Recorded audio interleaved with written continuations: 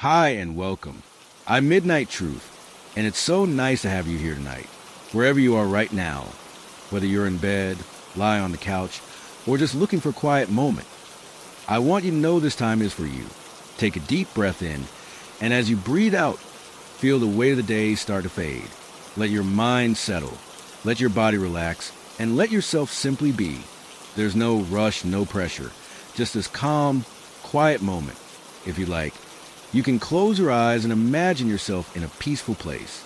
Maybe it's a cozy room with soft, warm lighting. Or maybe it's under a starry sky with a gentle breeze brushing against you.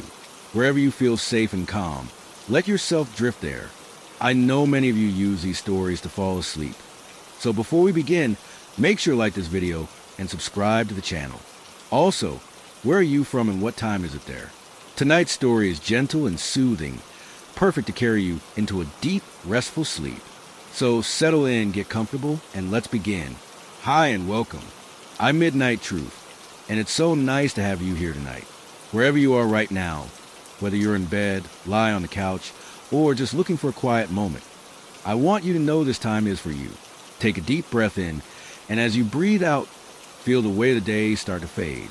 Let your mind settle, let your body relax, and let yourself simply be. There's no rush, no pressure, just this calm, quiet moment. If you like, you can close your eyes and imagine yourself in a peaceful place. Maybe it's a cozy room with soft, warm lighting. Or maybe it's under a starry sky with a gentle breeze brushing against you. Wherever you feel safe and calm, let yourself drift there. I know many of you use these stories to fall asleep. So before we begin, make sure to like this video and subscribe to the channel. Also, where are you from and what time is it there? Tonight's story is gentle and soothing, perfect to carry you into a deep, restful sleep. So settle in, get comfortable, and let's begin. I'd been divorced for 3 months when I found the house. It wasn't much, just a sagging 2-story place with peeling paint and a crooked porch. But it was cheap, and I needed somewhere to start over. The realtor called it a fixer-upper, which was her polite way of saying it was a dump. Still, after the mess of splitting up with Jen and losing half my savings, I didn't care. A fresh start sounded good, even if it came with creaky floors and a faint smell of mildew. The moving truck pulled up on a gray Tuesday afternoon in late October. The air was crisp, and the leaves crunched under my boots as I hauled boxes inside. The house sat at the edge of town, a little too far from the main road to feel cozy, but not so far that it felt isolated. At least, that's what I told myself. The nearest neighbor was a quarter-mile down the lane, an old guy named Harold who waved from his porch as the truck rumbled past. I figured I'd meet him eventually. Inside, the house was about what I expected. The living room had faded wallpaper with a floral pattern that looked like it hadn't been updated since the 70s. The staircase groaned under my weight, and the kitchen smelled like damp wood and something sour I couldn't place. Upstairs, there were 2 bedrooms and a bathroom with a clawfoot tub that had rust stains around the drain. The smaller bedroom had a window that wouldn't open, no matter how hard I yanked on it. I decided to make the bigger one mine. It had a view of the backyard, which was just a patchy stretch of grass and a gnarled oak tree. I spent that first day unpacking essentials: clothes, a coffee maker, a few pots and pans. The movers had dropped off my couch and bed, so by nightfall, I had a semblance of a home. I microwaved a frozen pizza and ate it on the couch while scrolling my phone. The house was quiet, except for the occasional creak from the floorboards settling. Old houses do that, I told myself. They've got character. The first weird thing happened around 11 p.m. I was brushing my teeth when I heard a thump from upstairs. Not a loud crash, just a dull, heavy sound, like someone dropping a book on the floor. I froze, toothbrush in my mouth, listening. Nothing followed. I figured it was a house adjusting to the cold night air, pipes or beams contracting, something like that. I rinsed my mouth, flipped off the bathroom light, and headed to bed. Sleep didn't come easy. The mattress was new, but the room felt off. Every so often, a faint tapping came from the walls, like branches brushing against the house. Except the oak tree was too far from the window to reach. I rolled over, pulled the blanket tighter, and told myself I'd get used to it.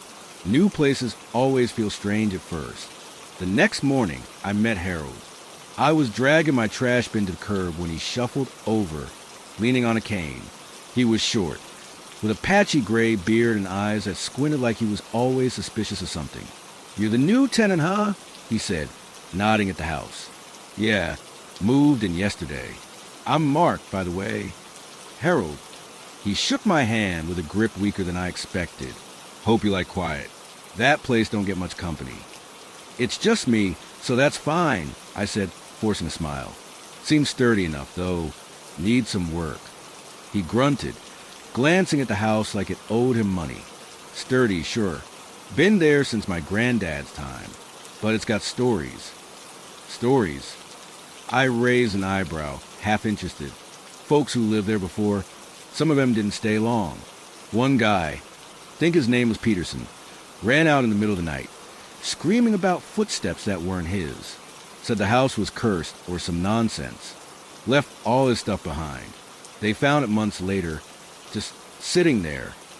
I laughed, more to shake off the chill creeping up my spine than because it was funny.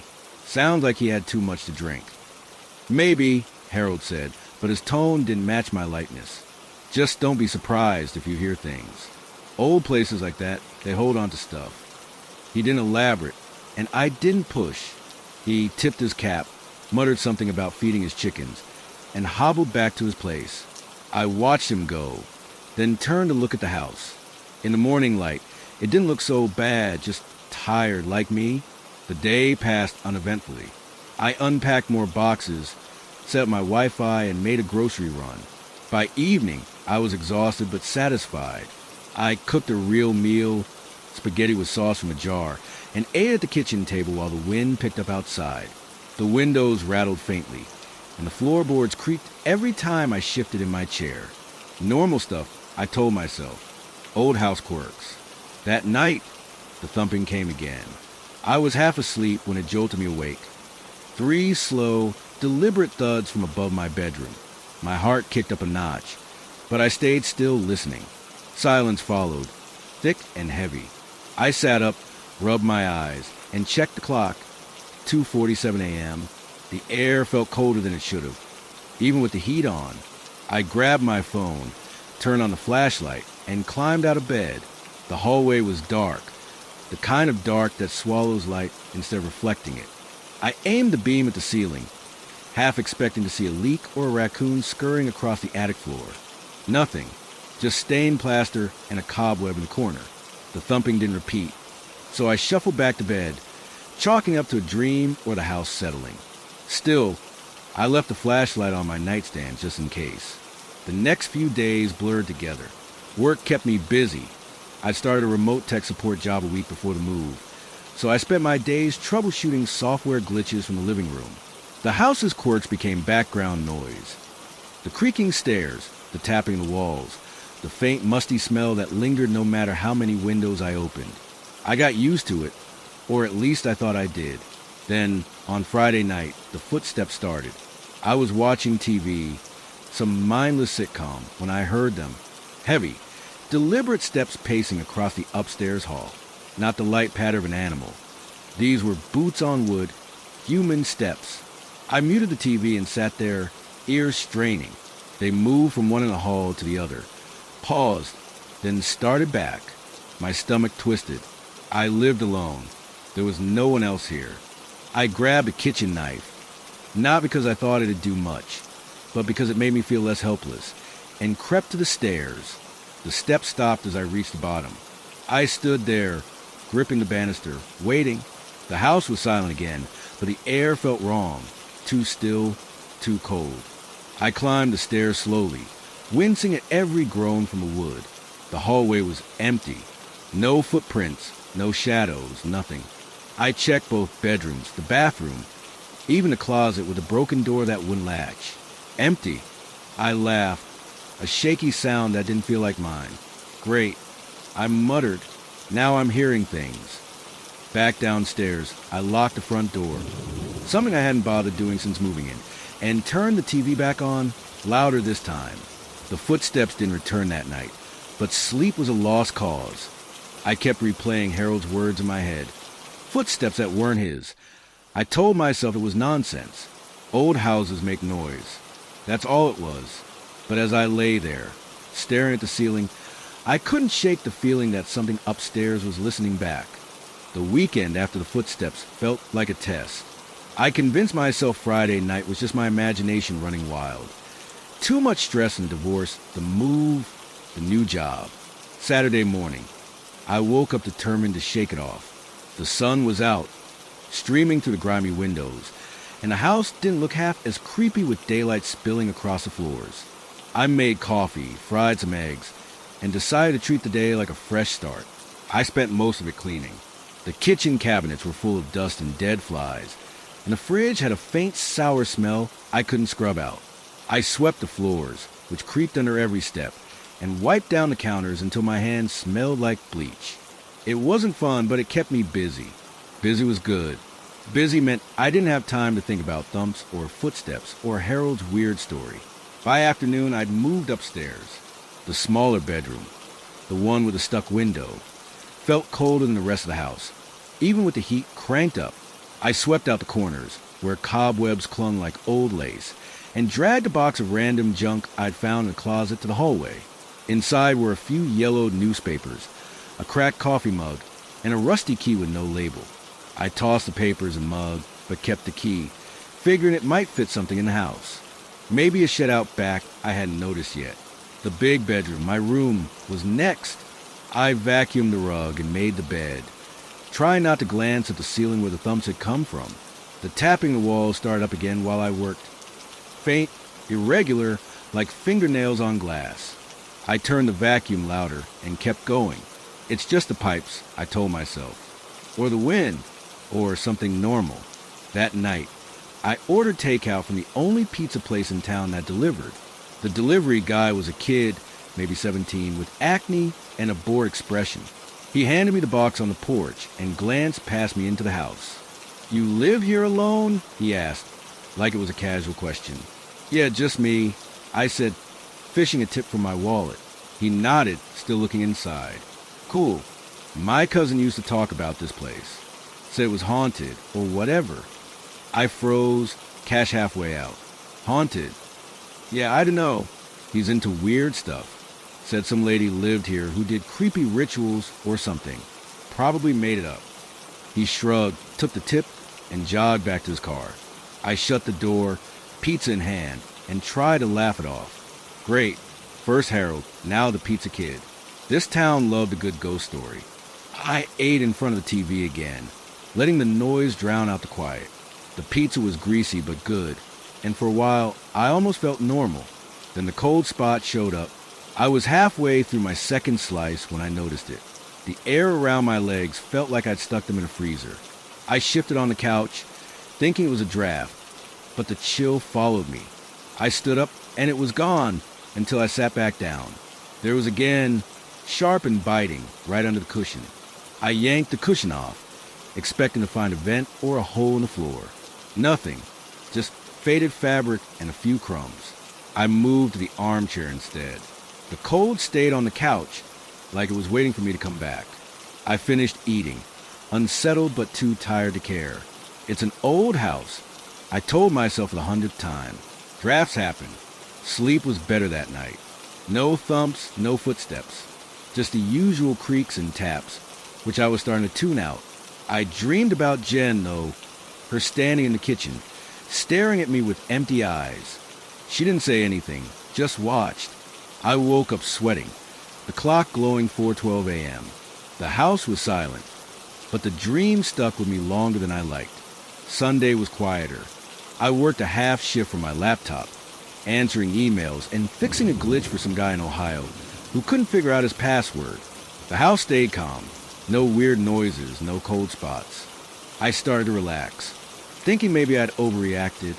Harold's story and the pizza kid's comment had gotten in my head. That's all. Then Monday night happened. I'd gone to bed early, around 10 p.m., after a long call with a client who wouldn't stop yelling. I was out cold when the sound woke me, a low, rhythmic thudding, like someone pacing in heavy boots. It was coming from the hallway again, right outside my door. My eyes snapped open, heart hammering. The clock said 1:19 a.m. I lay there, frozen, listening.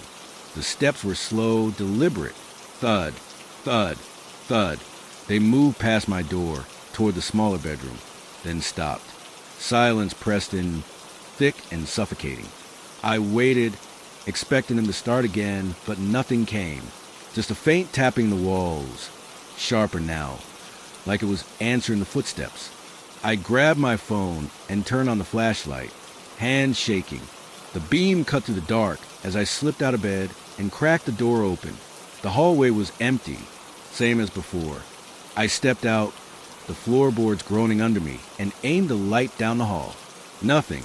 The smaller bedroom door was shut, just like I had left it. I almost turned back, but then I heard a whisper, not words, just a soft, breathy sound, like someone exhaling too close to my ear. It came from the smaller room. My skin prickled, and I gripped the phone tighter. I should have gone back to bed, locked my door, waited for morning, but something pulled me forward. Some stupid mix of curiosity and stubbornness. I pushed the door open. The hinges creaked, loud in the silence. The room was dark, the stuck window a black square against the wall. My flashlight swept over the bare floor, the empty corners. Nothing. The whispering stopped the second I stepped inside, like it had been waiting for me to notice. I stood there, breath fogging the cold air, colder than it should have been. My light caught something on the floor, a faint scratch, maybe 2 inches long, carved into the wood near the window. It hadn't been there when I cleaned. I crouched, running my fingers over it. Rough, uneven, like someone had gouged it with a nail. The tapping started again, louder, right behind the wall where the window sat. I jolted up, nearly dropping my phone. It wasn't pipes. It was too sharp, too alive. I backed out, shutting the door harder than I meant to, and hurried to my room. I locked it this time. Something I hadn't done since I was a kid scared of monsters. Sleep didn't come after that. I sat against the headboard, flashlight on, listening to the house. The tapping faded, but the cold lingered, seeping through the blankets. By morning, I was erect, eyes gritty, head pounding. I made coffee and tried to focus on work, but my mind kept drifting back to that scratch, that whisper. I called Harold around noon. He picked up on the third ring, voice gruff. Yeah. Hey, it's Mark. From down the road. Oh, right. What's up? I hesitated, feeling dumb. You said something about the house having stories. That guy, Peterson. What else did he say? Harold coughed, a wet, rattling sound. Not much, just that he heard things. Footsteps, mostly. Said it felt like someone was always there, watching him. Left after a month. Why? I swallowed. Just curious. Been hearing noises myself. Old house stuff, probably. He didn't laugh like I hoped he would. Could be more. That place that's got a pull. Always has. What do you mean, a pull? Hard to explain. Folks who stay there too long, they change. Get jumpy, paranoid, like the house gets in their head. I forced a chuckle. Good thing I'm not planning to stay forever. Hope not, he said and hung up. I sat there, phone in hand, staring at the wall. Paranoid. That word stuck with me. Was that what this was? Me losing it. Turning creaks into footsteps, drafts into whispers? I wanted to believe that. But the scratch on the floor wasn't my imagination. Neither was the cold. That night, I stayed downstairs. I dragged a blanket to the couch and left every light on, telling myself it was just for one night, just to reset. The house was quiet for a while, too quiet, like it was holding its breath. Then, around 2 a.m., the footsteps came back.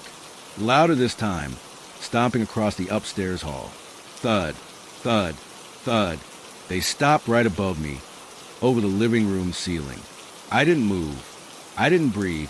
Something scraped across the floor up there, slow and deliberate, like a chair being dragged. Then silence. My hands clenched the blanket, sweat beading on my forehead despite the chill. When morning came, I didn't check upstairs. I didn't want to know. I went to work, drank too much coffee, and tried to pretend everything was fine. But the house wasn't letting me forget. It was waiting, and I knew it. Tuesday morning hit me like a truck. I'd barely slept on the couch, jolted awake every time a house creaked or the wind rattled the windows. My eyes felt like sandpaper, and my coffee tasted bitter no matter how much sugar I dumped in it. The footsteps from last night lingered in my head, those heavy thuds, that slow scrape. I couldn't shake the feeling that something was up there, pacing, waiting for me to come look. I avoided the upstairs all day, worked from the living room again, kept the TV on low for background noise. Every so often, I'd glance at the ceiling, half expecting to hear it again. Nothing came, but the silence wasn't comforting. It felt like the house was biding its time. By noon, I'd had enough of pretending everything was fine. Harold's words kept nagging at me. Folks who stay there too long, they change. I wasn't about to let this place mess with my head, not without knowing what I was dealing with. I grabbed my laptop and started searching, typed in the address 47 Hollow Lane, and added words like history and haunted. Most of what came up was useless. Real estate listings from years back, a zoning map, some blurry Google Street View shots of the house looking even sadder than it did now. No ghost stories, no headlines about screaming tenants. I tried Peterson Hollow Lane, hoping to find Harold's guy, but that was a bust too. Either he didn't exist, or he'd bolted so fast no one bothered to write it down. Frustrated, I switched tactics. Looked at the town instead. Weston, population 2,300, founded in the 1800s. A few historical society pages popped up, mostly about old mills and a church fire in 1912. Nothing about the house specifically, but one article mentioned unexplained incidents in the area around Hollow Lane. No details, just a vague line about local folklore and disappearances in the early 1900s. It wasn't much, but it made my stomach twist all the same. I leaned back, rubbing my temples. The Pizza Kid story floated back. Some lady doing creepy rituals. Harold hadn't mentioned that, but he'd hinted at something off. I needed more than rumors. I needed facts. The library was my next bet. Small towns like this always have one, and they love hoarding old records. I checked the hours online. Open till 6 p.m. It was 2:30 now. Plenty of time. The Weston Public Library was a squat brick building downtown, sandwiched between a hardware store and a diner that smelled like burnt grease. Inside, it was dead quiet except for the hum of fluorescent lights. The librarian, a woman in her 60s with glasses on a chain, looked up from her desk as I walked in. "Afternoon," she said, voice dry as dust. "Need help finding something?" "Yeah, maybe," I said, trying to sound casual. "I'm looking for stuff about my house, 47 Hollow Lane. Old records, history, anything you've got." Her eyebrows lifted slightly, but she didn't ask why. Property records are in the back. Newspapers, too, if you want to dig through them. We've got microfiche going back to the 1880s. "Perfect. Thanks." She pointed me to a corner with a rickety table and a microfiche machine that looked older than me. I started with the property records, yellowed files in a metal cabinet organized by street. Hollow Lane didn't have much. The house was built in 1897, owned by a string of names I didn't recognize. Taxes paid, transfers logged, nothing juicy. Then I hit a gap. From 1923 to 1931, no ownership listed, just a blank. Weird, but not creepy weird. Could have been a clerical error. The newspapers were next. I loaded the microfiche reels, started with 1923, and scrolled through grainy headlines. Most of it was mundane. Crop prices, school board meetings, a lost cow. Then, in July 1924, something caught my eye. Woman missing from Hollow Lane residence. No photo, just a short blurb. Margaret Ellis, 34, lived alone at 47 Hollow Lane. Last seen by neighbors on June 30th. No sign of struggle, no leads. Case went cold. I sat back, pulse ticking up. Margaret Ellis. Could be the lady the Pizza Kid meant. I kept scrolling, hoping for more, but she didn't show up again. No follow-ups, no body found. Just gone. I tried later years, 1925, 1926. Nothing about the house. Then, in 1932, another hit. Tenant flees Hollow Lane home. Claims supernatural presence. A guy named Walter Klein rented the place for 3 months, then ran out one night babbling about voices in walls and something moving upstairs. The article called and disturbed and left it at that. I jotted down the names, Margaret Ellis, Walter Klein, and kept going. Sporadic mentions popped up over the decades. A family in 1956 who left after a week. A single guy in 1979 who claimed the house watched him. Nothing concrete, just enough to make my skin crawl. Harold Peterson didn't show up, but the pattern was clear. People didn't stick around 47, Hollow Lane. The librarian coughed, breaking my focus. Closing in 15, she called. I nodded, shut off the machine, and stuffed my notes in my pocket. Outside, the air was sharp, the sky bruising into dusk. I drove home with the radio off, mind racing. Margaret Ellis. Rituals. Voices. Footsteps. It was all starting to line up, and I didn't like where it was heading. Back at the house, I didn't feel like going inside right away. Sat in my car for a bit, staring at the sagging porch. The windows looked darker than usual, like they were swallowing the last of the light. I grabbed my laptop and notes, took a deep breath, and went in.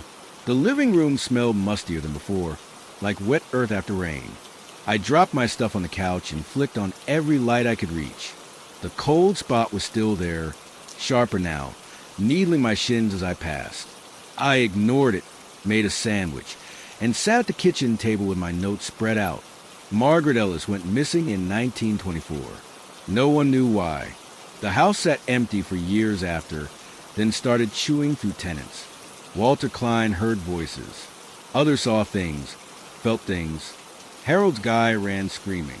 And now me, thumps, footsteps, whispers.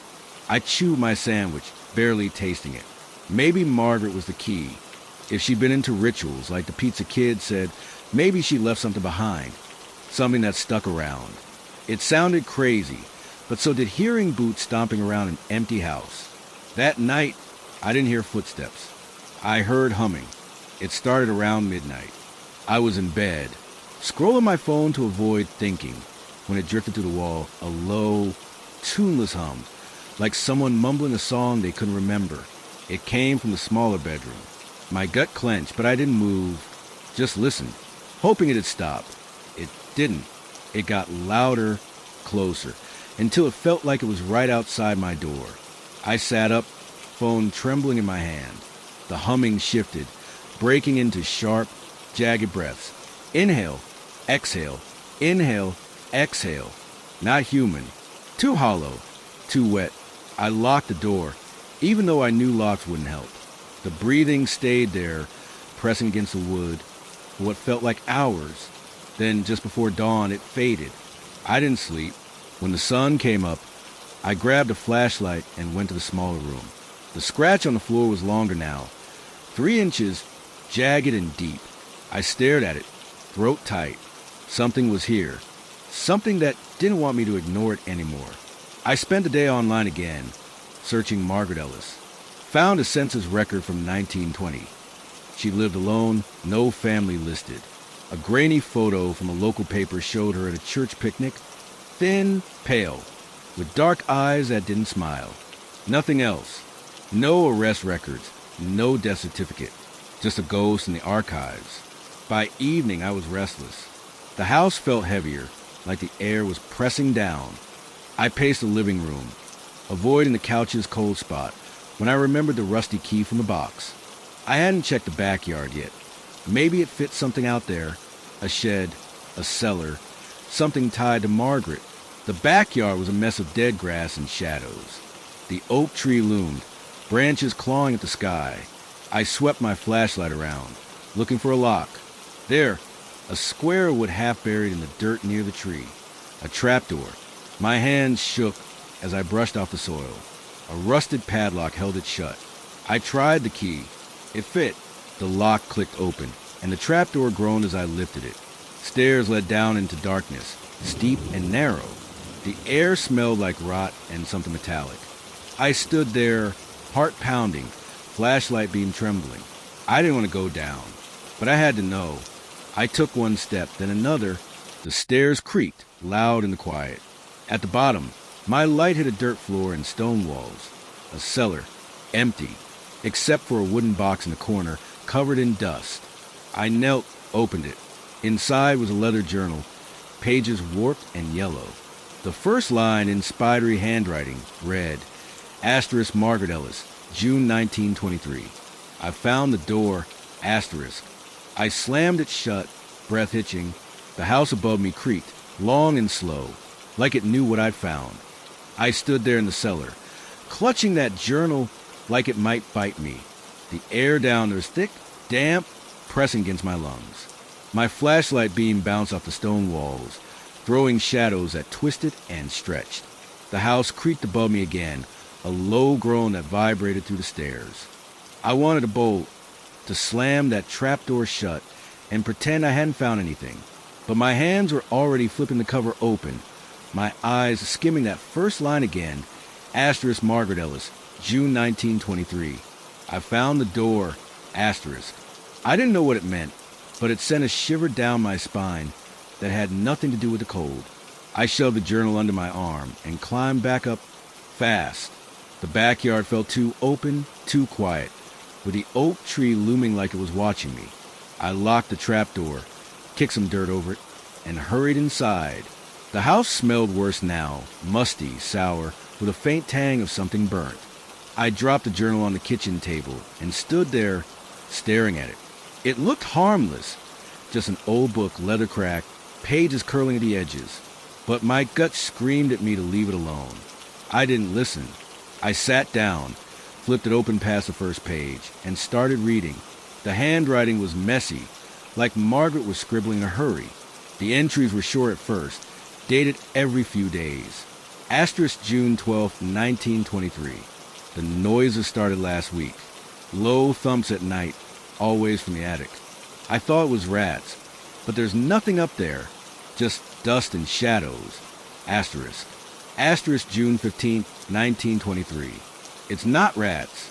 The thumps move down the stairs, across the hall. Last night, I heard breathing outside my door. I locked it, but it didn't stop. * My chest tightened. I knew those sounds. I kept going. * June 20th, 1923. I found a book in town. An old thing, hidden in the back of Miller's shop. No title, just symbols on the cover. It talks about doors. Not real ones. Doors to somewhere else. I don't believe it, but the noises are louder now. I need answers. * A book with symbols. Doors to somewhere else. My mouth went dry. The next entry was longer. Ink smudged like her hand had been shaking. * July 1st, 1923. I tried the first ritual tonight. Drew the circle in the cellar. Used the words from the book. The air changed, cold, heavy. Something answered. Not a voice, just a feeling. It's here now. I can't sleep. It watches me. *. I stopped, hands hovering over the page. The cellar, where I'd just been. I glanced at the back door, half expecting to see it swing open. Nothing moved. The house was quiet, but it wasn't a good quiet. It was the kind that hides something. I forced myself to keep reading. * July 5th, 1923. The footsteps are constant. They pace the hall, stop at my door. Last night, I saw it. A shadow under the crack, too long to be human. The books as I opened the door too wide. I didn't mean to. I just wanted to know. *. July 10th, 1923. It's not just watching anymore. It touches things. My comb was on the floor this morning. Snapped in half. The mirror in the bathroom cracked overnight. I hear it humming, low, like a hymn. I can't leave. It won't let me. *. The humming. My breath caught. I'd heard it too, last night, right outside my room. I flipped ahead, pages rustling under my fingers. The entries got shorter, more frantic. * July 15th, 1923. I tried close it. Burn the circle. Said the words backward. It laughed, a wet, choking sound. The house shook. I'm trapped. *. Asterisk July 20th, 1923. It's in the walls now. Scratching, tapping. It wants me to open the door again. I won't. I hid the book in the cellar. If anyone finds this, don't asterisk. The last entry was dated July 29th, 1923, 2 days before she vanished. Asterisk, it's sitting on my bed. I feel it. Cold, heavy. I can't scream. It's waiting. Asterisk. That was it. The rest of the pages were blank. I closed the journal, hands trembling. My bedroom, the big one, was hers. The bed I slept in every night. I stood up, chair scraping loud against the floor, and paced the kitchen. Margaret Ellis hadn't just disappeared. She'd messed with something. Something occult, something real, and it had taken her. And now it was here with me. The house creaked again, sharper this time, like a nail being pried loose. I grabbed a journal and shoved it in a drawer, out of sight. Out of sight didn't mean out of mind, though. My head was spinning. Rituals, doors, shadows. I didn't believe in that stuff. I wasn't some ghost hunter or crazy cult guy. I was just Mark, a divorced tech support drone trying to get by. But the footsteps, the humming, the cold, they weren't in my head. They were in Margaret's journal, too. I needed a drink. Dug a beer out of the fridge and cracked it open, gulping half of it down in one go. The cold burned my throat, grounding me. I sat on the couch, avoiding that damn cold spot, and tried to think. Maybe the journal was fake, a prank from some old tenant, left to scare the next sucker. But the dates matched the newspaper, and the noises matched my nights. Around 9 p.m., I heard it again, the humming, faint at first, drifting from upstairs. I froze, beer halfway in my mouth. It grew louder, sliding down the stairs like a slow leak.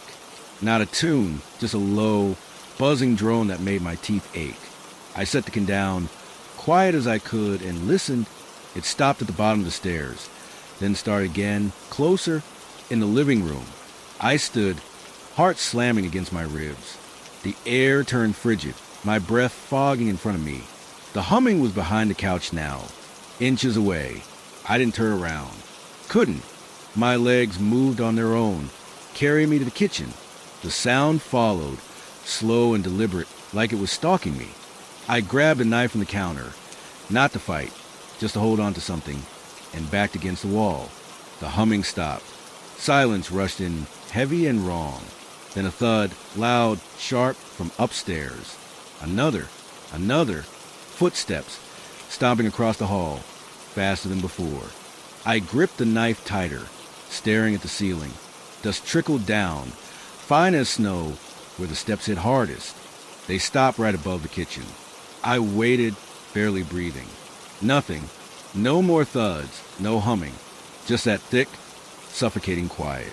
I slid down the wall, knife clattering to the floor, and sat there till my legs stopped shaking. The clock said 10:15 p.m. It had only been an hour, but it felt like days. I didn't sleep that night. Stayed in the kitchen, lights blazing, replaying the journal in my head. Margaret had opened the door. Not a real one. Something worse. And whatever came through was still here, pacing my floors, humming its hymn. I thought about burning the journal, smashing the trapdoor, moving out tomorrow. But she tried to leave and it hadn't let her. What if it wouldn't let me?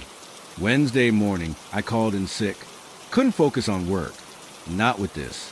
I dragged the journal out again, rereading it under the harsh kitchen light. The book she'd mentioned. The one with symbols. I hadn't found it in the cellar. Maybe she'd burned it, like she'd tried with a circle. Or maybe it was still down there, buried deeper. I didn't want to look, but I had to. If there was a way to close this door, it might be in there. I grabbed a shovel from garage, left by some previous tenant, and went back to the trapdoor. The air was colder now, sharp with that metallic tang. I shoveled dirt aside, widening the entrance, and climbed down. The cellar looked the same. Stone walls, dirt floor, empty except for that box. I kicked at the ground, half hoping, half dreading I'd find something. My foot hit something hard.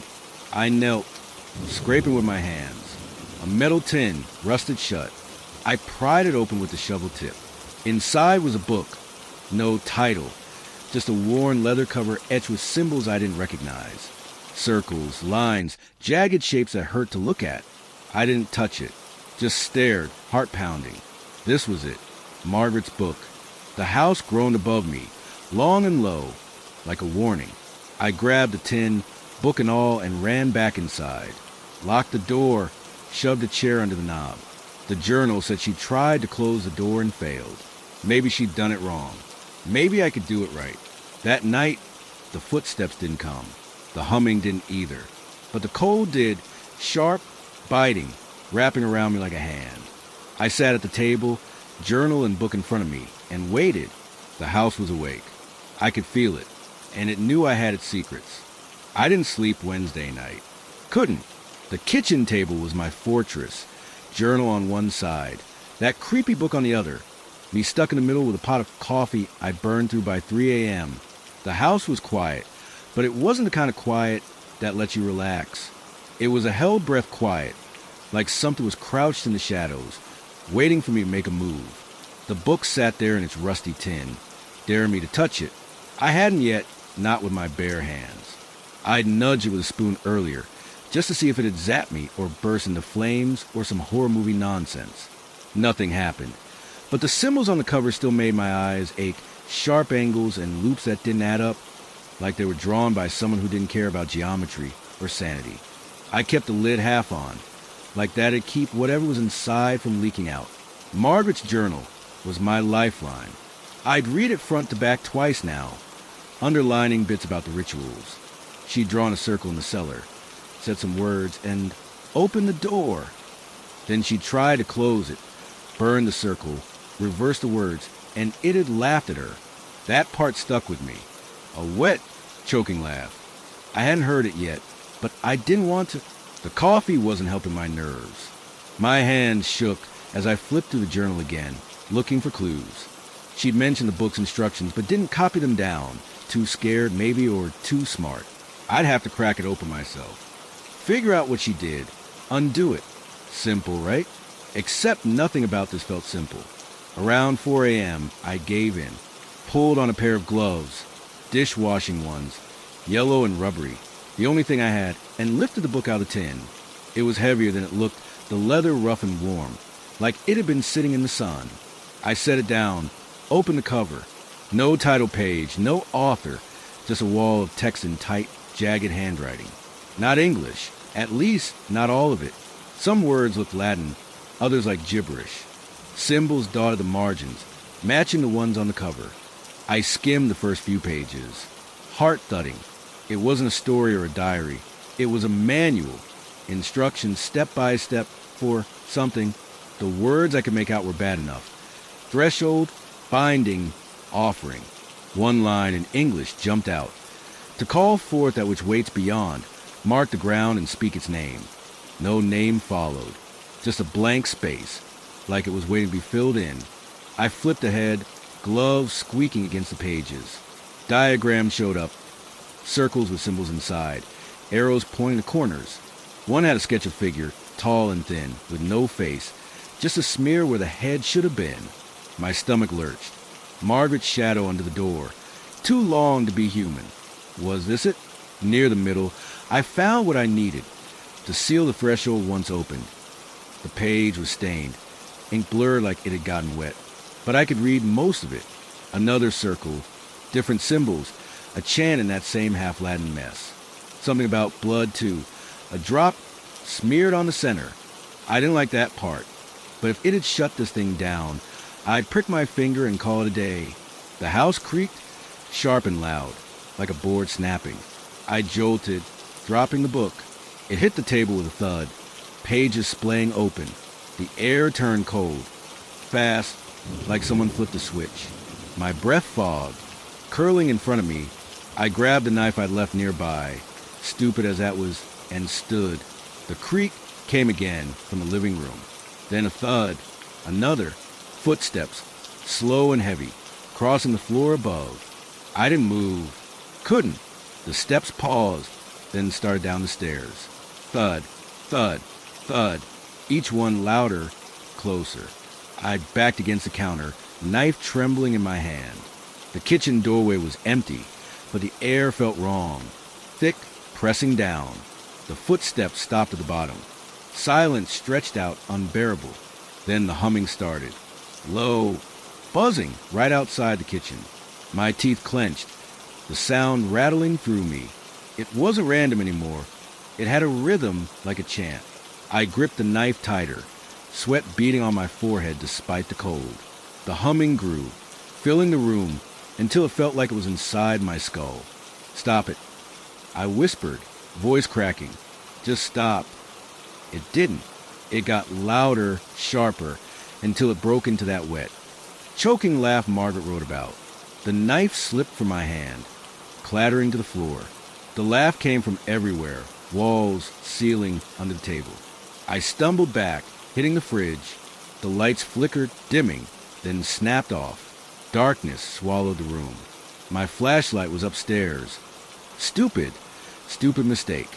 I fumbled my phone, hand shaking so bad I nearly dropped it. The screen glowed, weak but enough. I swung it around. The kitchen was empty. No shadow, no figure. Just me and that laugh, echoing in my ears. The lights buzzed back on. The laughing stopped, sudden as it started.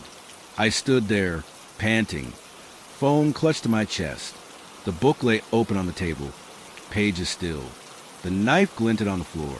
Nothing else moved, but the cold stayed, seeping into my bones.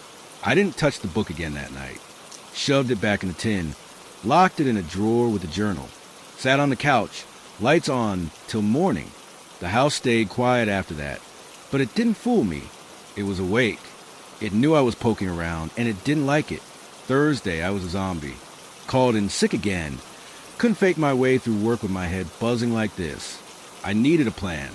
The book had a way to close the door, but I wasn't ready to try it. Not without knowing more. Margaret screwed it up somehow. I wasn't about to repeat her mistakes. I drove to Harold's around noon. His place was a weathered farmhouse. Chickens clucking in the yard. He answered the door in a flannel shirt, cane tapping the floor. "Mark," he said, squinting, "you look like hell." "Yeah, well, I feel it," I said, forcing a smile. "Can I come in? Got questions about the house." He grunted, stepped aside. The living room smelled like wood smoke and old coffee. We sat at a table cluttered with newspapers. I didn't waste time. "You ever hear of Margaret Ellis?" I asked.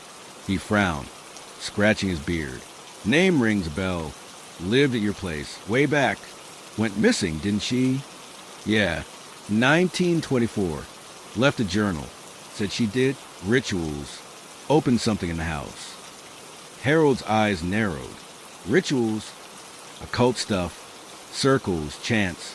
She wrote about a door, not a real one. Something else. Said it let something in. I think it's still there." He didn't laugh or call me crazy, which scared me more than if he had. "My granddad talked about her once. Said she was odd. Kept to herself. Bought strange books from Old Man Miller's shop. Folks thought she lost her mind after her husband died. Never heard about rituals, though. She found a book with symbols." I said, "I've got it. Found it in the cellar. It's got instructions. How she opened it. How to close it. I'm hearing things, Harold. Footsteps humming. Last night it laughed." He leaned back, cane creaking under his grip. "You believe her?" I didn't, but I do now. He stared at me, then out the window. Granddad said that house was cursed. Not just stories, real bad luck. People died there, disappeared. Peterson wasn't the first. If she messed with something, maybe she woke it up. "What do I do?" My voice cracked, desperate. "Leave," he said flat. "Pack your stuff and go. Today." I tried that in my head 100 times. She couldn't leave. Said it wouldn't let her. What if it follows me? He didn't answer right away. Just tapped his cane, slow and steady. "Then you fight it. Burn the book, the journal. Salt the doors. Old trick my grandma swore by. If that don't work, I don't know." I nodded, throat tight. "Thanks." "Don't thank me yet," he said and showed me out. Back home, I didn't burn anything. Not yet. I pulled the book out again, gloves on, and studied the closing ritual. Circle in the cellar. Symbols drawn in chalk. A drop of blood. The chant. Simple enough. If I didn't think about what might happen if I got it wrong, I grabbed salt from the pantry, Harold's idea, and sprinkled it across the doorways. Felt dumb doing it, but dumb was better than dead. That night, I stayed downstairs again. No footsteps, no humming. Just the cold, constant now, like the house was breathing it out. Around midnight, the couch shifted. Not a creak, a weight pressing down beside me. I bolted up hard in my throat. The cushion was dented, like someone had sat there. The cold wrapped around me, tight and heavy, and I swear I felt fingers brush my arm. Icy, slow, deliberate. I ran to the kitchen, salt in one hand, knife in the other. The dent stayed, even after I turned every light on. The house creaked long and low, and I knew it wasn't done with me yet. Friday morning, I was done waiting. The dent in the couch was still there when I checked it, a perfect hollow where no one had been. That brush on my arm, those cold, slow fingers, kept replaying in my head, making my skin crawl every time I blinked. I couldn't keep running from it, sleeping with the lights on, jumping at every creak. Whatever Margaret let loose in this house, it wasn't going away on its own. I had to shut it down. The plan was simple, or as simple as something this crazy could be. I go back to the cellar, draw the circle from the book, say the words, add the blood, gross but necessary, and seal the door. If it worked, the footsteps, the humming, the cold, all of it would stop. If it didn't, well, I wasn't thinking about that. Couldn't afford to. I spent the day getting ready. Dug a box of chalk out of a moving box, left over from some old project with Jen, back when we still laughed together. Grabbed a flashlight, the knife, the salt, and a lighter, just in case fire ended up being my last resort. The book and journal went into a grocery bag, gloves on, because I still didn't trust touching that thing barehanded. By afternoon, I was set, pacing the kitchen, trying to psych myself up. The house was quiet all day. No thumps, no humming. Even the tapping in the walls had stopped. It should have been a relief, but it wasn't. It felt like a trick, like the thing was saving its energy for something bigger. The cold stayed, though sharp and constant, seeping through my jacket. I kept the salt line thick across the doorways, hoping Harold was right about it doing something. Around 5 p.m., I headed out back. The sky was gray, heavy with clouds that made the oak tree look skeletal. I unlocked the trapdoor, shovel in hand, and pried it open. The stairs looked steeper in the fading light, the cellar darker than before. That rotten metallic smell hit me hard as I stepped down, flashlight beam cutting through the gloom. The dirt floor was damp, sticking to my boots. The walls glistened with moisture, like they were sweating. I set the bag down and pulled out the book, flipping to the closing ritual page. The diagram was clear, a circle 5 feet wide, with 6 symbols spaced evenly around it, a smaller circle in the center for the blood. I grabbed the chalk and started drawing, keeping my line steady even though my hands wouldn't stop shaking. The symbols were tricky, twisted shapes that didn't want to stay put, like they were squirming under the chalk. I copied them as best I could, checking the book every few seconds. The circle took 20 minutes. When I finished, I stepped back, flashlight sweeping over it. It looked right, rough but close enough. The air down there was heavier now, pressing against my chest. I shook it off, grabbed the knife, and pricked my thumb. A bead of blood welled up, dark and shiny. I squeezed it into the center circle, watching it soak into the dirt. One drop like the book said. Done. I pulled the page of the chant out of the book. Didn't want to fumble with it while I read. The words were a mess of Latin and something else, harsh and guttural. I'd practiced them in my head all day, but saying them out loud felt different. Wrong. I cleared my throat, stood in the circle, and started. Asterisk claude ostium, umbra relinquer, sanguine sigillum asterisk. My voice echoed off a stone, thin and shaky. The words twisted in my mouth, hard to pronounce, but I kept going. Asterisk voco tia buyer, tenebri dissolver, asterisk. The air thickened, like it was clotting around me. I finished the chant, voice cracking on the last syllable. Asterisk finus, asterisk. Nothing happened. No flash of light, no gust of wind, just silence, thick and suffocating. I stood there, waiting, flashlight trembling in my hand. The cold deepened, biting into my fingers. Then the ground shifted, not an earthquake, just a slow, rolling tilt like the cellar floor was breathing. I stumbled, catching myself against the wall. The chalk lines blurred, smudging at the edges. A laugh rolled to the dark, wet, choking, the same one from the kitchen. It came from everywhere, bouncing off the stones, burrowing into my skull. The flashlight flickered, dimming. I smacked it against my palm, panic rising. The beam steadied, but the laugh didn't stop. It grew, splitting into sharp, jagged gasps. "Stop it," I yelled, voice breaking. "I'm closing it. Go back." The laugh cut off. Silence slammed down, heavier than before. Then the footsteps started, fast, stomping, right above me in the house.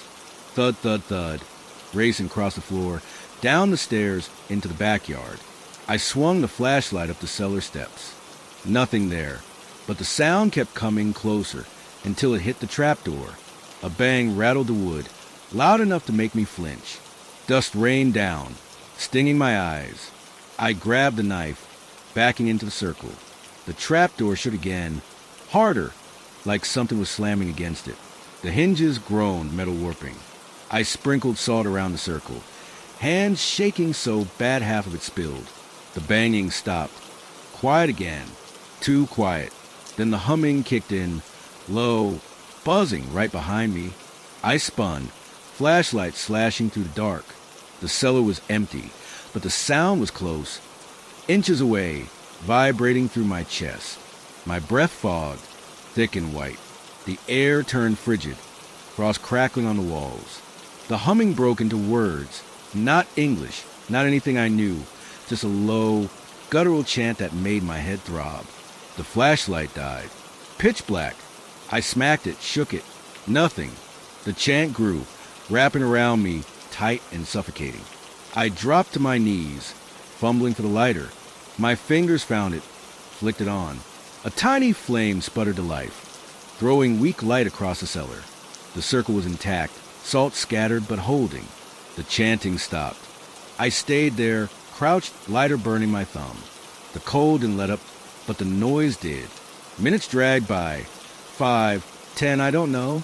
My legs cramped, but I didn't move. The lighter flickered, running low. I lit another match from the pack. Hands steadier now. The cellar stayed silent. When the match burned out, I grabbed the flashlight again. Gave it one last shake. The beam snapped on, weak but working. I swept it around. The chalk lines were smudged worse than before, the symbols half gone. The blood spot in the center was dry, cracked like old paint. Did it work? I couldn't tell. The cold was still there, the air still heavy, but no footsteps, no laugh. I climbed out, legs wobbly, and slammed the trapdoor shut. Locked it, kicked dirt over it. Back inside, the house felt different. Still creepy, but less alive. The salt lines of the doors were untouched. I collapsed on the couch, lighter and knife beside me, and waited for dawn. Saturday morning, I checked the cellar again. The circle was there, faded but holding. No new scratches, no weird smells. The house creaked like usual, but nothing stomped or hummed. I wanted to believe it worked, that I closed the door, sent whatever was back. But the cold lingered, faint but stubborn, and the dent in the couch hadn't moved. I called Harold around noon. He picked up, gruff as ever. "It's Mark. I tried something last night. A ritual from the book. To close it." "Still alive, huh?" he said, half a joke. "Barely. Heard footsteps laughing. Felt something, but it stopped after. Think it worked." He grunted. "Maybe. Maybe not. Old things like that, they don't go easy. Keep the salt up. Watch yourself." "Will do," I said, and hung up. The rest of the day was quiet. Worked a little, ate a sandwich, avoided the upstairs. By night, I was antsy again.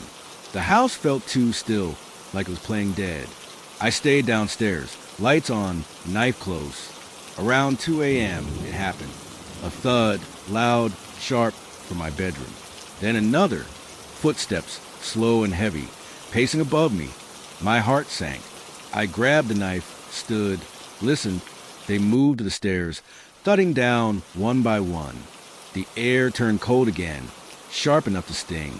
The footsteps stopped at the bottom, just outside the living room. The humming started low, buzzing right in front of me. I backed up, knife out, eyes locked on the doorway. A shadow flickered there, tall, thin, too long to be human. It didn't move, just stood, humming its hymn. The salt line at the door cracked, splitting apart like glass. I didn't wait, ran to the kitchen, grabbed the salt, threw handfuls at the doorway.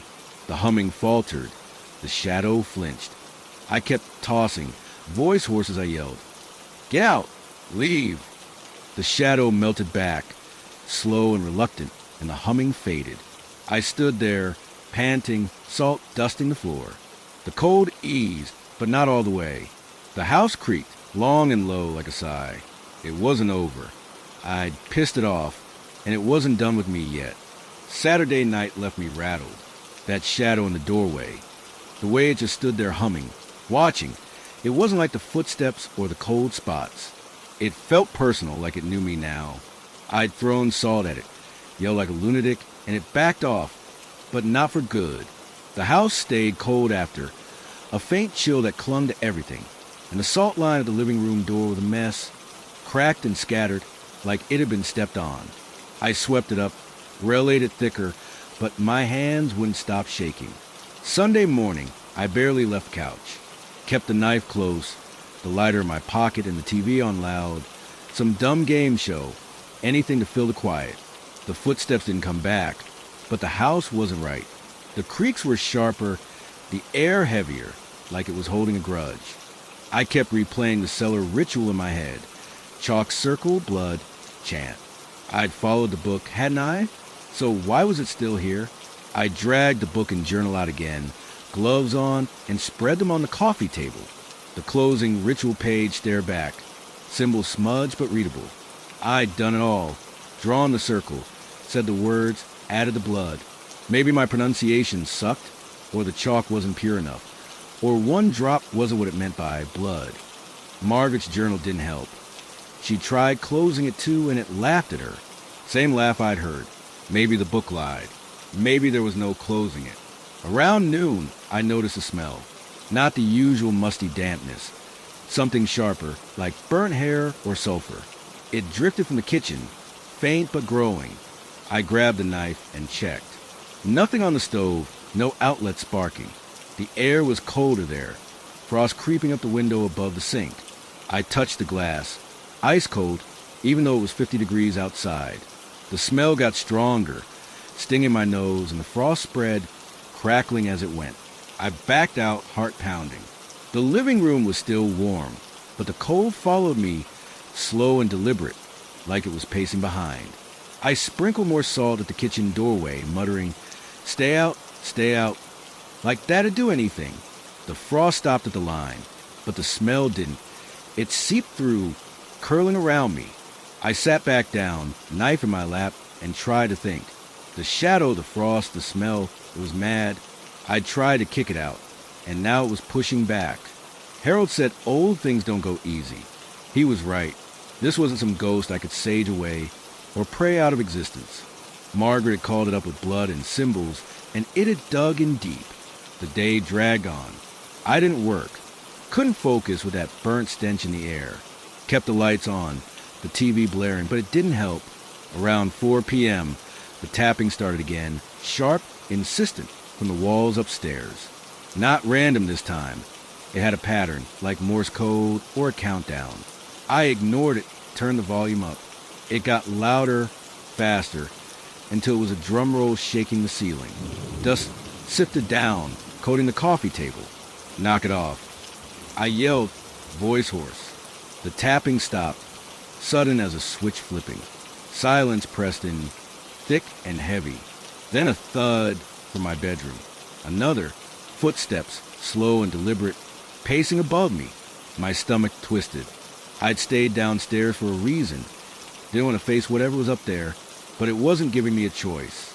I grabbed the salt and knife, took a deep breath, and climbed the stairs. Each step groaned, louder than usual, like the house was complaining. The hallway was dark, even with the lights on, shadows pooling in corners, swallowing the glow. The footsteps stopped as I reached the top. My bedroom door was shut. I hadn't left it that way.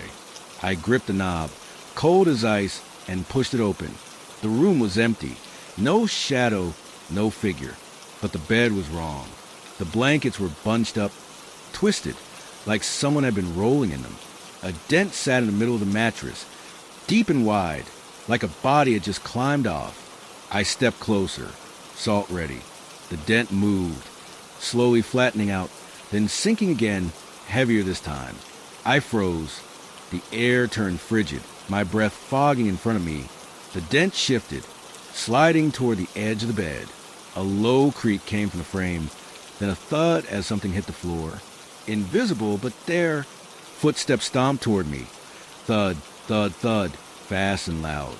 I threw salt, a wild handful, and bolted back. The steps stopped, but the cold didn't. It rushed after me, sharp and biting, down the hall, down the stairs.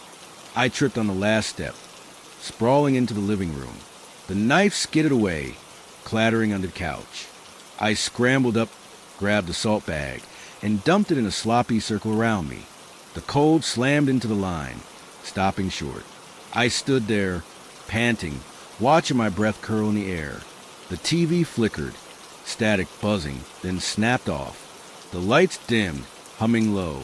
The humming started again, not from upstairs this time, from the couch. Low, buzzing, right where that dent still sat. I backed into the kitchen, salt circle abandoned, and grabbed a lighter.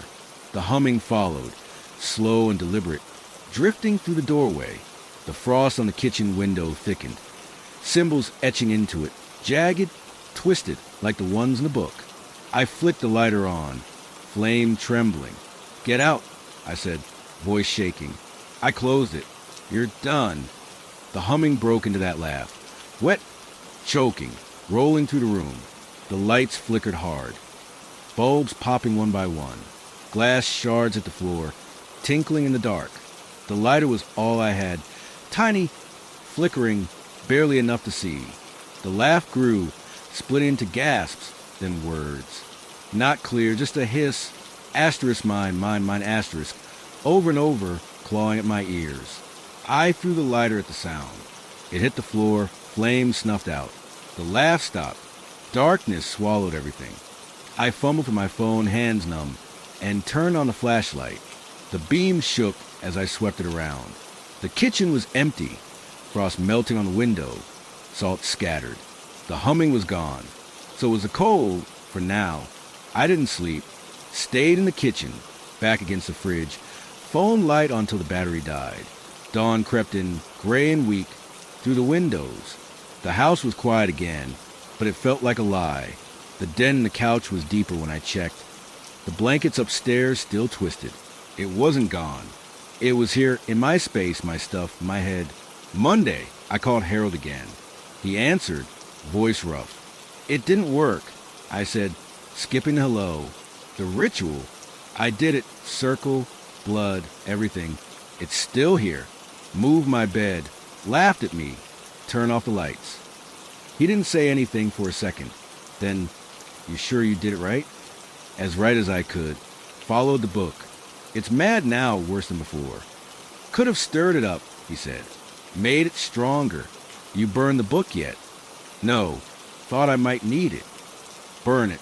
Salt the ashes. Might not fix it, but it'll slow it down." "What if it doesn't? Then you're in deeper than I can help. Get out, Mark, while you still can." I hung up, staring at the drawer where the book and journal sat. Burning them sounded good. Too good, like it'd be too easy. But I was out of ideas. The thing was in my bedroom now, touching my stuff, laughing in my face. I couldn't live like this. I grabbed the book, the journal, and a can of lighter fluid from the garage. Took them to the backyard, far from the house. The trapdoor stayed shut. I wasn't going near it. I piled the books under the oak tree, doused them with fluid, and lit a match. The flame caught fast, orange and hungry. eating through the leather. Black smoke curled up, thick with that burnt hair smell. I watched it burn, hoping Harold was right. The house creaked behind me, long and low. I turned. The upstairs window, my bedroom, went dark like someone flipped a switch. A shadow moved behind the glass. Tall, thin, too long. It didn't wave or tap. Just stood there, watching me burn its secrets. The fire died out, leaving charred pages and ash. I sprinkled salt over it, generous handfuls, and stomped it into the dirt. The shadow was gone when I looked back. The house stayed quiet all day, no footsteps, no humming. The cold faded, just a whisper now. I wanted to believe it worked. Wanted it so bad, I almost cried. That night, I slept downstairs again. No thuds, no laughs. But around 3 a.m., I woke up, not to a sound, to a feeling. Heavy, cold, pressing down on my chest. I couldn't move, couldn't breathe. My eyes snapped open. The room was dark, the salt lines intact. Something sat on me, invisible, but they're sinking into my ribs. I gasped, thrashing under it, and it lifted, slow and reluctant. I rolled off the couch, coughing, clutching my chest. The air was frigid, my breath fogging. The dent in the couch was back, deeper than ever. The house creaked, a low, satisfied sound. It wasn't gone. It was closer now, inside me, testing me. And I didn't know how to stop it. I didn't go back to sleep after that thing sat on me. Couldn't. My chest ached like I'd been hit with a sledgehammer, and every breath came shallow, like the air wasn't mine to take. The couch dent stared back at me, mocking me with its depth, wider now, heavier, like it had settled in for good. I stumbled to the kitchen, flipped on the lights, and sat there till dawn, knife in one hand, salt in the other. The house stayed quiet, but it was a liar's quiet. I knew it was still there, waiting. Tuesday morning, I was a wreck. Eyes bloodshot, hands shaky, head pounding from no sleep and too much coffee.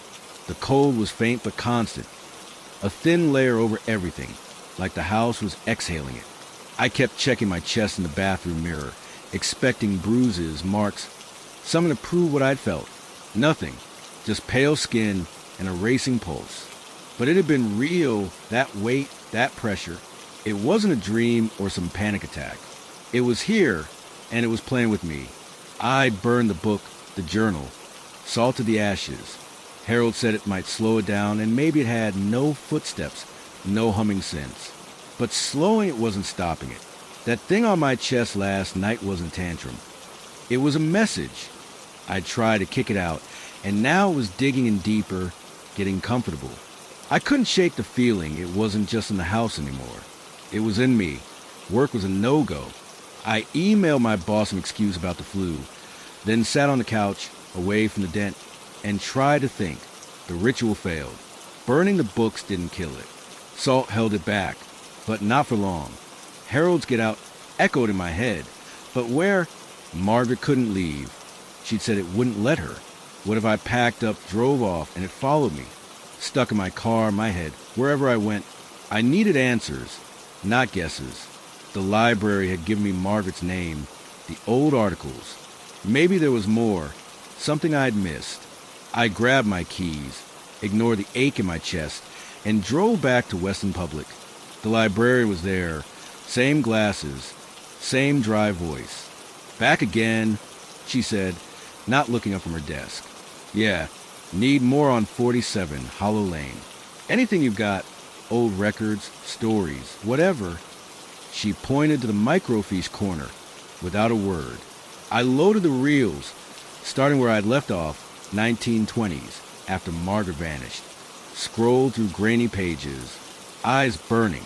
Most of it was junk, obituaries, ads for tractors, but then 1925. Local man claims Hollow Lane held alive. A farmer, Henry Tate, rented the place a year after Margaret. Said the walls moved, the floors breathed.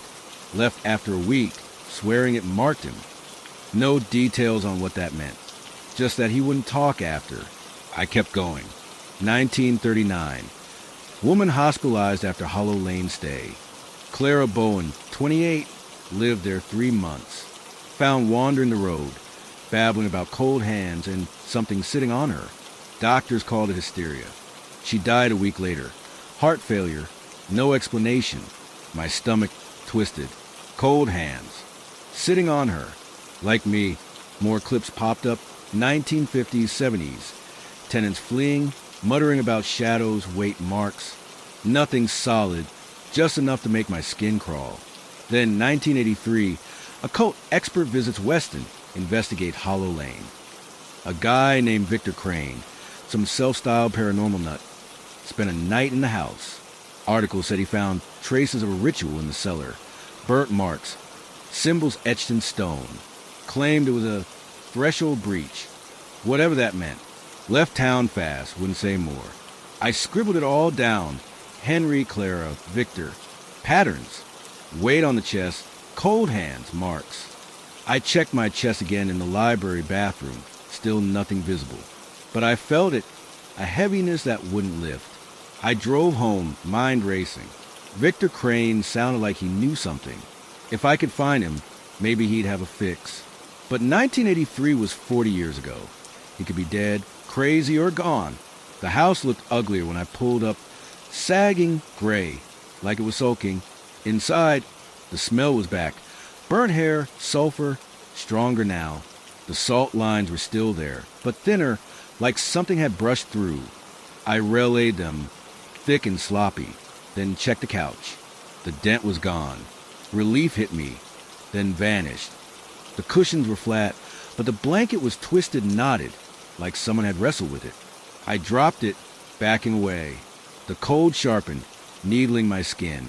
A thud came from upstairs, my bedroom again. Another. Footsteps, slow and heavy, pacing the hall. I grabbed a knife, salt bag, and climbed the stairs, legs like lead. The hallway was dark, shadows thick. My bedroom door was open this time, wide and waiting. I stepped in. The bed was a mess. Sheets ripped, mattress sagging in the middle. A new dent, deepened before, like something heavy had sat there all day. The air was frigid, frost creeping up the window. I swung the flashlight around. Nothing, but the footsteps started again, right behind me. Thud, thud, thud. I spun, knife out. Empty hall. The sound moved, circling me, then stopped. The humming kicked in, low, buzzing from the bed. My chest tightened, that ache flaring up. I threw salt at the dent, handfuls yelling, "Leave me alone!" The humming faltered, then surged louder, breaking into that laugh. Wet, choking, gleeful. The bed shook, frame rattling, dent sinking deeper. I backed out, slamming the door. The laugh followed, muffled but sharp, clawing at my ears. Downstairs, I locked myself in the kitchen. Salt everywhere, floor, table, me. The laugh faded, but the cold didn't. My chest hurt worse, a dull throb now, like something was squeezing inside. I checked the mirror again. Nothing, no marks. But I knew. Henry Tate said it marked him. Clara felt it sit on her. It was doing the same to me. That night, I stayed awake, knife in hand. Around 2 a.m., the weight came back. Not on the couch. On me. I was standing by the sink when it hit. Cold, heavy, pinning my shoulders. I gasped, dropping the knife, clawing at nothing. It pressed harder, forcing me to my knees. My vision blurred, lungs burning. I grabbed the salt, threw it blind. The weight lifted, slow and grudging, leaving me coughing on the floor. I crawled to the couch, shaking, chest screaming. The dent was back, fresh and deep. The humming started again, soft, taunting, from the corner. I didn't look, couldn't, just sat there, salt clutched to my chest, till morning. Wednesday I called Harold. He answered, voice gruff. "It's worse," I said, barely whispering. "Burn the books." Didn't help. "It's sitting on me, marking me." "Marking?" he said sharp. "Like the others. Tenants from way back. It sits on you, weighs you down. I can't breathe right anymore." He cursed under his breath. "You're too deep, Mark. It's got a hold. Salt won't cut it now." "What will?" "Dunno. Maybe that Crane fella, if he's alive. A cult guy came here years back. Knew about thresholds. Victor Crane? Read about him. How do I find him? Check the library. Old phone books. He was from the city, Pittsburgh. Maybe last resort. Thanks, I said, and hung up back to the library. The librarian sighed, but dug out phone books from the 80s. Pittsburgh, 1983. Victor Crane, listed as consultant. No address now, but a number. I called it from my cell, disconnected. Dead line. Searched online instead. Found a hit. Victor Crane, 67, paranormal researcher, retired in Eerie, 2 hours away. Alive. Maybe my shot. I drove home, chest throbbing, head buzzing. The house was waiting. Smell thicker. Cold sharper. Upstairs, my bedroom door was open again. I didn't check, just grabbed clothes, the knife, salt, and stuffed them in a bag. I'd find Crane, drag him back if I had to. The couch dent was deeper when I passed. The blanket knotted tighter. A low hum drifted from it. Soft, satisfied. I slept in my car that night, parked half a mile down the road. No weight, no footsteps. But my chest hurt worse, a slow burn spreading under my ribs. I rolled up my shirt, still no marks. Then I felt it, a bump, small and hard, just below my sternum. I pressed it, wincing. It moved, shifting under my skin. The humming started again, faint. Inside me, I froze, hands trembling. It wasn't just in the house anymore. It was in me, growing, marking me from the inside. And I didn't know how long I had left. I woke up Thursday morning in my car, neck stiff, chest burning. That bump under my skin, it was still there, harder now, like a pebble lodged beneath my ribs. I pressed it again, wincing as it shifted, slow and deliberate, like it was alive.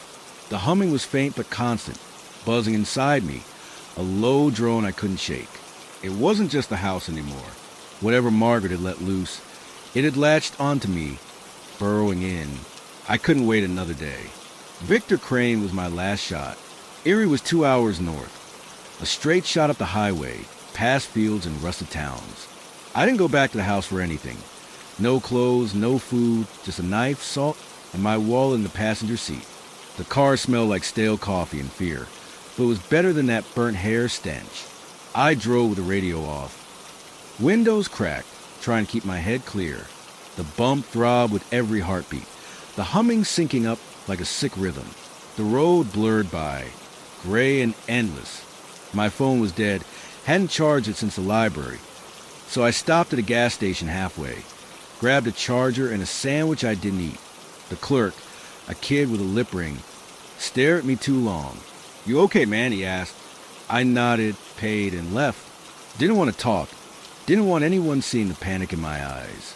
Eerie hit me with damp air and the faint smell of lake water. Crane's address was from an old online listing. Some paranormal forum, sketchy, but all I had. A rundown apartment building on the east side, peeling paint and cracked windows. I parked, checked the bump again. It had grown, maybe half an inch wide now, pulsing under my fingers. The humming spiked, sharp and loud, then faded. I grabbed a salt and knife, stuffed them in my jacket, and went in. The lobby was dim, carpet stained, buzzing with flies. No elevator, just a narrow staircase to the third floor. Apartment 3B was at the end of the hall, doors scratched and dented. I knocked hard. Nothing. Knocked again, louder. A shuffle came from inside, then a voice, gravelly, suspicious. "Who's there?" "Mark," I said, throat dry. "From Weston, about Hollow Lane. I need your help." A pause, then the sound of locks clicking. The door creaked open, and there he was, Victor Crane, older than I'd pictured. Gray hair thinning, face line deep, eyes sharp behind thick glasses. He wore a faded bathrobe over a sweater, like he hadn't left the place in days. He squinted at me, then stepped aside. "Come in. Quick." The apartment was a mess. Books stacked to the ceiling. Papers everywhere. A stale smell of tobacco and dust. A single lamp glowed in the corner, throwing long shadows. He shut the door, locked it twice, and pointed to a sagging chair. Sit. Talk. I didn't sit. 47 Hollow Lane. You went there in 83. Said it was a threshold breach. I'm living there now. It's killing me. He didn't blink, just nodded slow. Knew it had come up again. What's it doing? Footsteps, humming cold. Sits on me, weighs me down. I found a journal, Margaret Ellis. She opened something in 24, Rituals in the Cellar. I tried closing it, burned the books. Didn't work. Now it's inside me. I pulled my shirt up, showed the bump. It twitched as he stared, a small, sick ripple. Crane leaned closer. Glasses fogging. That's no bruise. It's a mark. It's claimed you. Claimed. My voice cracked. What the hell does that mean? He sat back, rubbed his face. Threshold breach, old term. Means a door got opened. Something crossed over. Not a ghost, not a demon. Something older, hungrier. Ellis must have botched the summoning. Let it root in the house. It marks its keepers, tenants like you. Ties itself to them. I gripped the knife in my pocket. How do I stop it? You don't, he said flat. Not easy, anyway. I saw it in 83, felt it, burnt marks in the cellar, air like ice. It hummed at me, laughed. I left fast, didn't look back. Should have burned the place down. Too late for that. It's in me now. How do I get it out? He stood, limped to a bookshelf, pulled out a notebook, yellowed, crammed with scribbles. Studied it after. Found scraps, old texts, folklore. It's not just tied to the house. It's tied to blood. Ellis used hers. You used yours. That's the hook. It's growing in you, feeding. Feeding? The humming spiked, loud in my ears. I winced, clutching my chest. On fear, pain life. The mark's a seed. Left alone, it'll take you. Hollow you out where you like a skin. Seen it before in stories. Clara Bowen, 39, she didn't last. My legs gave out. I sank into the chair, knife slipping to the floor. I'm not dying like that. Tell me how to cut it loose. Crane flipped pages. Stopped at a sketch. Circles, symbols, a knife dripping blood. Blood's the key. Started with it, ends with it. You gotta bleed it out. Cut the mark, burn it. Salt the wound. Do it where the door opened. The cellar. Might drive it back, break the claim. Might. I snapped. I need sure. Nothing's sure with this. It's old, stubborn. Could kill you trying, but staying's worse. I nodded, slow. Cellar. Cut it out. Burn it. Salt it. Got it. He grabbed a pen, scribbled an address on a scrap of paper. My old supplier, occult stuff. Salt, herbs, tools. Tell him I sent you. You'll need more than table salt. Thanks, I said, pocketing it. Why'd you quit? He laughed, bitter. It marked me too, just a scratch, not like yours. Left me alone after I ran. I'm no hero, kid, just a coward who got lucky. I left, head spinning. The mark throbbed, sharper now, spreading under my skin. The humming followed me down the stairs, a low chant I couldn't shake.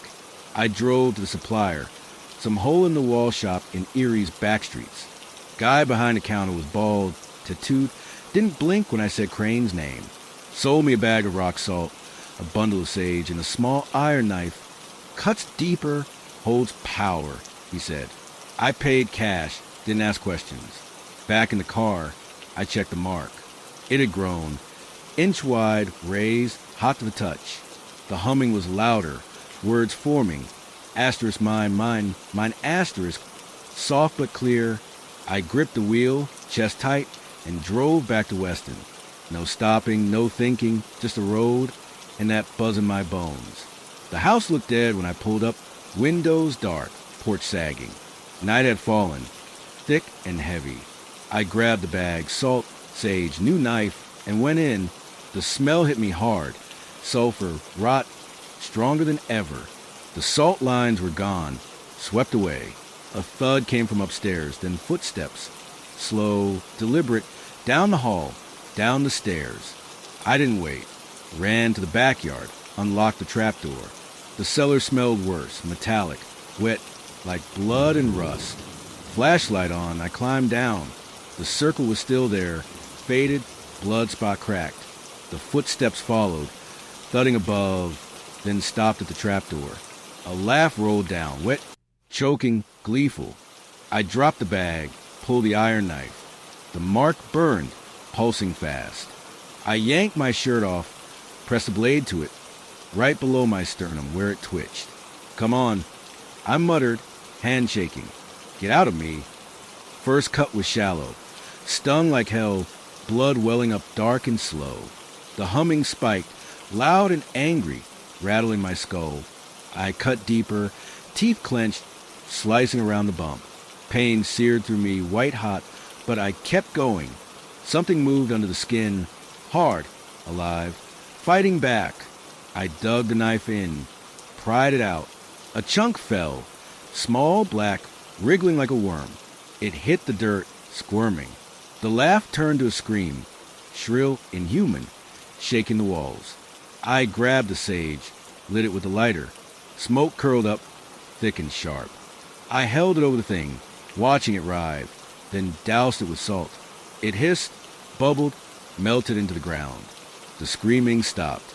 The cold rushed out, fast and hard, like a wind sucking backward. I slumped, bleeding, dizzy. The mark was a raw hole now, blood dripping down my stomach. I packed it with salt, burned like acid, but I didn't care. Wrapped my jacket around it tight. The cellar was quiet, really quiet, not that fake stillness. The house above creaked, soft and normal, like it was just a house again. I climbed out, legs weak, and locked the trapdoor. Inside, the smell was gone. No frost, no shadows. The couch dent was flat. I sat there, bleeding, panting, waiting. No thuds, no humming. The mark hurt, but the weight was gone, inside and out. I wanted to believe it was over. Needed to, but the knife stayed in my hand, and the salt stayed close, because deep down I wasn't sure. I didn't move from the couch after the cellar. Sat there all night, knife in one hand, salt bag in the other, jacket pressed tight against the mess I'd made of my chest. The wound burned, raw, salty, a throbbing ache that kept me awake, but it was a clean pain, not that sick, heavy weight from before. The mark was gone, cut out, burned, salted into nothing. The humming had stopped, the footsteps too. The house felt normal, quiet, just creaky floorboards and the faint whistle of wind through the windows. I wanted to believe it was over. Dawn crept in gray and soft, lighting up the living room. No frost on the glass, no sulfur stench. The couch was flat, no dent, no twisted blanket. I stood, shaky, and checked the kitchen. Salt lines were scattered but intact, no shadows lurking. Upstairs, my bedroom was still a wreck. Sheets torn, mattress sagging. But nothing moved, nothing hummed. The air was cold, but just old house cold, not that bone-deep freeze. I cleaned the wound in the bathroom, wincing as I peeled the jacket off. Blood had crusted over, mixing with salt into a gritty paste. The cut was ugly, jagged, 2 inches wide, red and swollen, but empty. No bump, no wriggling thing. I washed it with soap, hissing at the sting, and taped gauze over from a half-empty first aid kit. It had scarred bad, but I didn't care. Scars beat dying. Friday morning, I called Harold. He picked up, voice rough with sleep. "It's Mark," I said. "I did it. Cut it out in the cellar. Burned it, salted it. Think it's gone." A pause, then a grunt. "Still breathing, huh? Good. What did it do?" Screamed. "Fought. Melted into the dirt when I hit it with sage and salt. House feels quiet now." "Quiet's a start," he said. "Keep an eye out. Things like that. Sometimes they play dead." "Yeah," I said. "Throat tight. Will do. Rest up. You sound like hell." I laughed, weak and shaky. "Feel like it too. Thanks, Harold." He hung up without a goodbye. I sat back, staring at the ceiling. No dust falling, no tapping, just plaster and cobwebs. I wanted to sleep, needed to, but my nerves wouldn't let me. Every creak made me twitch. Every shadow had me reaching for the knife. Harold's warning stuck. Sometimes they play dead. I cut it out, watched it dissolve. But what if it wasn't all of it? I spent the day cleaning up, swept the salt, tossed the torn sheets, straightened the couch, kept the knife close, the salt closer. The wound throbbed under the gauze, leaking a little, but I ignored it. Work called, left a voicemail about my flu. I didn't call back. Couldn't face a screen yet, not with my hands still shaking. By afternoon, I was starving. Made a sandwich, ham and cheese, nothing fancy, and ate it slow, testing the quiet. No thuds, no cold spots. The kitchen window was clear, no frost or symbols. I almost smiled. Almost.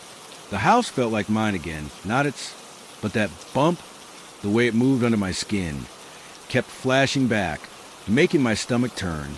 Around 5 p.m., I checked the cellar. Had to. Grabbed the flashlight, unlocked the trapdoor, and climbed down. The air was damp, musty, but not rotten. The circle was still there, chalk faded, salt scattered, blood spot dry. No new scratches, no whispers. I swept the beam around. Stone walls, dirt floor, empty. The sage smell lingered, faint but sharp. I stood there waiting, half expecting a laugh or thud. Nothing came. I climbed out, locked it, and kicked dirt over the door. Good enough. Night fell and I stayed downstairs. Didn't trust the bedroom yet. Too many memories of dents and footsteps. The couch was fine, no weight, no hum. I slept in fits, knife under the pillow, salt bag on the floor. Dreamed of Margaret, her pale face from that old photo, staring at me from the cellar. She didn't speak, just pointed at the circle, eyes empty. I woke up sweating, chest tight, but the house was still, just a dream. Saturday, I felt human again. The wound hurt less, scabbing over under fresh gauze. I worked a half shift from my laptop. Easy stuff. Password resets. No yelling clients. The house creaked now and then, but it was normal. Old with settling, wind pushing. No humming, no shadows. I started to relax. Let myself think it was done. Cut it out, burned it, broke the claim. Victor Crane's words, asterisk blood, ended asterisk. Felt solid now. I called him that afternoon, using the apartment's landline I'd found online. He answered, voice gruff. It's Mark, I said, from yesterday. I did it, cut the mark, salted it. Think it worked. Think, he said, sharp. House is quiet. No noises, no cold. Mark's gone, just a cut now. He grunted. Good. Watch yourself. If it's old, it's tricky. Might have left a piece. A piece. My chest twinged. Not pain, just a flicker. Roots deep, sometimes. Check the wound. Any heat, any itch, could be a remnant. Call me if it moves. Yeah. Thanks, Victor. Don't thank me. Just stay alive. He hung up. I checked the wound after. Peeled the gauze. Held a mirror. Red. Raw. Scabbing, but no bump, no twitch. Cool to the touch. I breathed easier. Taped it back up. He was paranoid. That's all. I'd gotten it all. Sunday I went outside. First time in days I felt the sun. Weak, but there. Walked the Heralds. Slow. Tested my legs. He was on his porch. Cane tapping. Chickens clucking in the yard. You're upright, he said, squinting. Guess it worked. Looks like it, I said, leaning on the railing. Cut it out. Burned it. Been quiet since. He nodded. Slow. Good. Stay sharp. Houses like that, they hold grudges. Yeah, I'm watching. He waved me off, and I walked back, feeling lighter. The house looked tired in the daylight.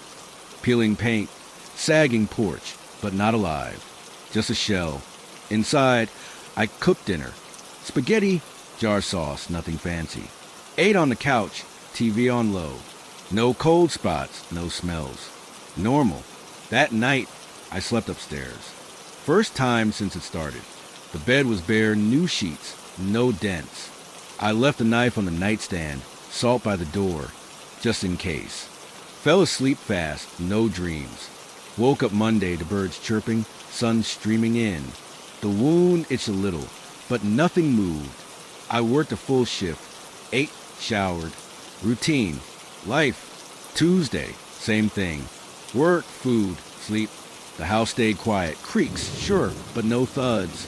The wound healed, scab flaking off, leaving a pink scar. No heat, no bump. Victor's remnant warning faded. I stopped jumping at shadows, stopped clutching the knife, started packing, even quietly, no rush. I'd move soon, somewhere new, somewhere without a history. Wednesday night, I slept deep. No dreams, no sweat. Woke up Thursday, feeling good, better than I had since a divorce. Got up, stretched, checked the scar. Still pink, still still. Made coffee, humming to myself, ironic after all that. The house felt warm, almost cozy. I laughed, shaking my head. Maybe I'd beaten it. Then I saw it. In the kitchen, on the counter, a scratch. Small, jagged, like a nail dragged across the wood. Fresh, not there yesterday. My coffee cup slipped, shattering on the floor. The air turned cold, not sharp, just a whisper, brushing my neck. I grabbed the knife, spun around. Nothing, just the scratch, staring back. I checked the salt lines, intact, untouched. The couch, flat, no dent. Upstairs, bed made, no shadows. The cellar, locked, dirt undisturbed. But that scratch, it wasn't random. It was a line, par something, a symbol, half-formed like the ones from the book. My chest twinged, not pain, just a flicker deep under the scar. The humming started, faint, so faint I thought I'd imagined it. Not from the walls, not from the couch, from me. Inside, under my ribs, a low buzz, waking up. I pressed the scar, hard. Nothing moved, but the hum stayed, soft and smug. I sat there, knife in hand, staring at the scratch. Harold's voice, asterisk, they played Dead Star. Victor's, asterisk, might have left a P-star. I cut it out, burned it, salted it, watched it melt, but not all of it. A root, a seed, buried too deep. It had waited, let me think I'd won. Now it was back, slow and quiet, marking me again. I didn't scream, didn't run, just sat, listening to that hum, feeling that flicker. The house creaked, soft and normal, but I knew better. It wasn't over. It'd never be over, not till it had me. That scratch on the counter broke something in me. Thursday morning, I sat there, knife in one hand, coffee dripping onto the floor, staring at it, a jagged little line, mocking me. The humming in my chest was real now, faint but steady, like a heartbeat I didn't own. I cut it out, burned it, salted it into nothing, or so I thought. But Victor was right. Harold, too. It had left a piece, a root, and it had been hiding, waiting, letting me play house while it grew back. I pressed the scar, hard, desperate. No bump, no twitch, just that flicker, deep and warm, like a coal smoldering under my ribs. The hum spiked when I touched it, sharp and smug, then settled low again. My hand shook, coffee mug shards crunching under my boots as I stood. The house was still, too still, that fake quiet it loved to pull. I grabbed the salt, sprinkled it over the scratch. It didn't hiss or smoke, just sat there, useless. I checked everything. Salt lines, intact, but thinning, like the air was eating them. Couch, flat, no dent, but the blanket was folded wrong. Corners tucked in a way I hadn't left it. Upstairs, bed made, but the pillow had a faint crease, like something had rested there. The cellar, locked, dirt untouched, but the oak tree above it creaked, branches scratching the air, louder than the wind should have made them. The cold was back, not sharp, just a whisper, brushing my neck, my arms. The humming stayed inside me, buzzing soft, syncing with my pulse. I didn't cry, didn't yell, just sat on the couch, knife across my lap, and waited for what I didn't know. A thud, a laugh, that weight on my chest again.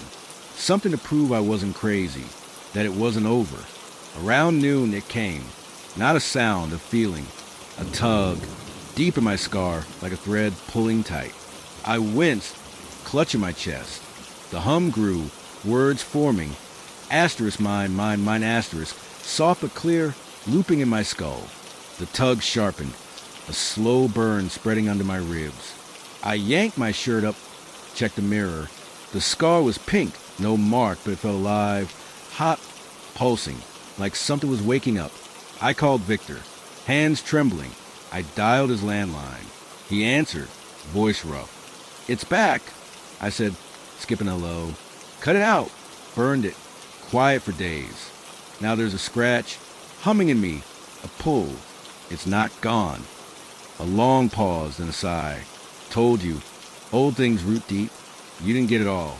Seed's still there growing. How? I snapped. I cut it out. Watched it melt. Blood's tricky. You used yours, tied it to you. Burning the mark slowed it, but it's got a hold. Feeding off you now, fear, pain time. My throat closed. Feeding, like a parasite, grows till it takes over. Clara Bowen. Heart gave out when it got too big. You're early yet, but not for long. I sank to the floor, knife clattering. How do I kill it? You don't, he said flat. Not easy. Cut it again, deeper, root and all. Burn it clean, salt the hole. Do it fast before it spreads. Deeper? My voice cracked. I'll bleed out. Maybe, or it'll take you first. Your call. He hung up. I sat there, staring at the phone, chest throbbing. Deeper, root and all. The iron knife from Eerie was still in my jacket, sharp, cold, waiting. I cut once, survived. Could I do it again? My hands wouldn't stop shaking, but I didn't have a choice. It was me or it. I grabbed the knife, salt, sage, lighter. Same kit, same plan. The backyard was gray, sky heavy with clouds. The trapdoor groaned as I unlocked it. Cellar air hitting me, damp, metallic, alive. I climbed down, flashlight shaking in my hand. The circle was faded, salt scattered, blood spot dry. The tug in my chest sharpened, pulling me toward it like it knew I was back. I set the sage burning, smoke curling thick, stinging my eyes. Pulled my shirt off, pressed the knife to the scar. The hum spiked, loud and angry, rattling my teeth. Not this time. I muttered and cut, deeper than before, past the scab, into muscle, blood pouring hot and fast. Pain blinded me, a white hot scream I bit down on. The knife shook, slicing wide, rooting for that thing. It moved, fast, wriggling under my skin, dodging the blade. I dug harder, gasping, blood slicking my hands. The hum turned to a shriek, high, piercing, shaking the walls. I felt it, a hard knot, deeper than last time, tangled in me. I pried it out, teeth clenched, and it fell, black, wet, bigger than before, thrashing the dirt. The shriek peaked, air splitting, then stopped. I crushed the sage over it, smoke hissing, burning its edges. Salt necks, handfuls, burying it. It writhed, bubbled, melted slow. Screaming in my head, I lit the lighter, dropped it on the pile. Flame roared up, blue and sharp, eating it alive. The tug snapped, a cord breaking in my chest. The cold rushed out, fast and hard, walls trembling. I fell back, bleeding, dizzy. Blood pooled under me, too much, too fast. I grabbed the salt, packed a wound. Burned like hell, but I didn't stop. Wrapped my shirt around it, tight, stumbling up the stairs. The cellar was quiet, really quiet. No echo, no hum.